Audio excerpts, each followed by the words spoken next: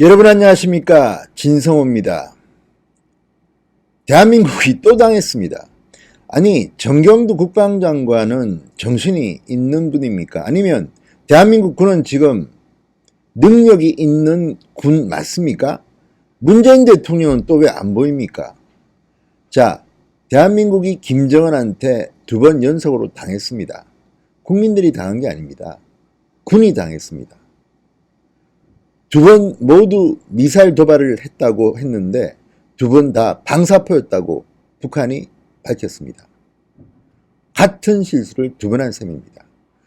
자, 이런 군을 믿고 대한민국 국민들이 발 뻗고 잠을 잘 수 있을까요? 진성호의 융단 폭격. 이번 시간은 정경두 국방장관을 융단 폭격합니다. 방송에 앞서 혹시 진성호 방송 구독자가 아니신 분들은 붉은색 구독 버튼을 눌러주십시오. 자, 정경두 국방장관이 망신살이 뻗쳤습니다. 정신 나간 사람 아니야? 넋이 나갔나? 이런 말들이 시중에서 나돌고 있습니다. 왜? 정경두 국방장관은 국회에서 여러 번 비판을 받았습니다. 천안 폭침 등을 불가피한 충돌이라고 망언을 뱉는가 하면 6.25가 김일성이 일으킨 남침전쟁 아니냐 물어보니까 8초 동안이가 발을 못합니다. 무슨 의도로 물으시는지. 이랬던 정경두가 며칠 전 북한이 발사체를 쏘니까 긴밀하게 조찬 강연을 했습니다. 그리고 이렇게 위협하면 북한도 우리의 적이다. 뒤늦게 이런 발언을 하면서 북한의 탄도미사일에 대해서 굉장히 비판도 하고 우리의 능력도 과시했습니다. 그런데 바로 그 다음날 망신을 당했습니다.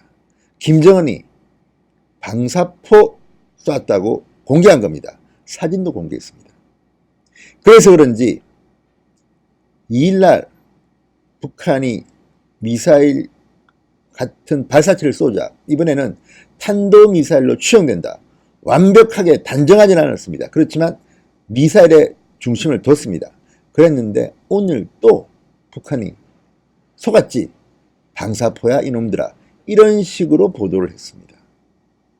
자, 북한이 7월 31일에 이어서 8월 2일날 또다시 김정은 국무위원장 지도하에 신형 대구경 조종 방사포 시험 사격을 했다고 조선중앙통신이 3일 보도했습니다. 자, 한미 군 당국이 최근 2차례 북한이 시험 사격한 발사체가 단거리 탄도미사일일 가능성에 무게를 둔 가운데 북한은 새로 개발한 방사포다 이렇게 계속 발표하고 있는 겁니다. 2번 당했습니다. 전문가들은 김정은이 지도한 이런 장면을 북한의 관영 매체가 거짓말하지는 않는다. 관례로 보면 물론 100% 확신할 수는 없지만 그렇기 때문에 방사포일 가능성에 더 무게를 두고 있습니다. 물론 진실 게임은 아직까지 끝난 것은 아니지만 지금은 우리 군 당국이 잘못 판단한 것 같습니다. 자, 북한의 이 방사포 주장에 맞다면 대한민국 군의 신뢰는 지금 다시 도마 위에 오르고 있습니다.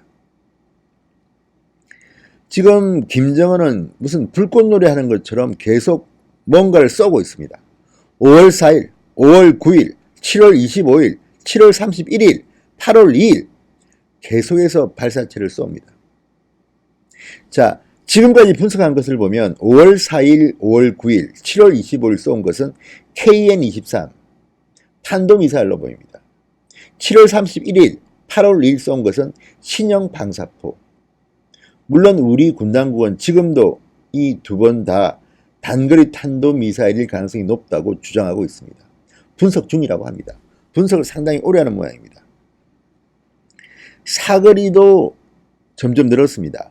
5월 4일은 240여 킬로미터, 5월 9일은 420여 270여 킬로미터, 7월 25일은 무려 600여 킬로미터, 그리고 31일 8월 2일은 신형 방사포이기 때문에 250여 킬로미터, 220여 킬로미터입니다. 하지만 이게 방사포든 단거리 탄도미사일이든 남한의 평택 미군기지, 청주 공군기지, 계룡대 다 불바다로 만들 수가 있습니다. 그리고 우리 군은 이게 미사일인지 방사포인지도 구분이 잘 안 되는데 요격이 가능하겠습니까? 게다가 고도는 점점 낮아집니다. 5월 4일 60여 킬로미터 정점 고도에서 5월 9일은 45에서 50km, 7월 25일은 50여 킬로미터, 그리고 7월 31일, 8월 2일은 30여 킬로미터, 25km. 이 정도면 요격이 힘들 수 있습니다. 물론 정경두 장관은 조찬 강연에서 우리 충분히 저 막는다고 하지만 군사 전문가들은 지금 저렇게 수평 수직으로 왔다 갔다 하면서 오는 러시아 이스칸데르형 미사일에 대해서는 패트리어트나 사드로도 요격이 힘들다고 말합니다. 자, 이 부분은 계속 검증해야겠지만 이 정도 이게 뭔지도 파악을 잘 못하는 우리 군이 과연 요격까지 할 수 있을 건지 점점 더 안보에 대한 위기감이 고조되고 있습니다. 그런데 문재인 대통령은 어디 갔나요? 이렇게 쏴야 되는데 한 번도 청와대 NSC 국가안전보장회의에 나오지 않고 있습니다. 광나는 자리만 가지 문재인 대통령은 이렇게 표를 잃는 자리는 안 오는 것 같습니다. 실망입니다. 자, 조선중앙통신은 김정은 동지께서 8월 2일 새벽 새로 개발한 대구경 조종 방사포의 시험 사격을 또다시 지도하셨다고 밝혔습니다. 김정은이 화력진지에 나가시어 포차의 전투 전개 시간을 측정하시며 대구경 조종 방사포 체계의 운영 방식에 대하여 구체적으로 요해 파악하시고 감시소에서 시험 사격을 지도하셨다. 이렇게 중앙통신은 밝혔습니다. 자, 어쨌든 군 당국은 단거리 탄도미사일이라고 하고 북한은 방사포, 신형 방사포라고 합니다. 자, 누가 맞을까요? 아무래도 북한 쪽 말이 맞을 가능성이 높습니다. 자, 그러면 우리는 지금 골칫거리가 두 개입니다. 신형 방사포, 서울 불바다 발언의 그 무기가 방사포입니다. 어쩌려고 지금 우리 군은 이렇게 탐지도 제대로 못하고 대비도 제대로 못하는지 모르겠습니다. 정경두 국방부 장관 7월 31일 그때는 바로 3시간 만에 등장해서 우리의 미사일이 더 우수하다고 주장하셨는데 이제는 나타나지도 않습니다. 청와대도 NSC를 소집했다가 깊은 우려를 표명한다는 말만 했다가 망신을 당하고 이번에는 NSC도 소집하지 않았습니다. 관계장관 회의만 했습니다.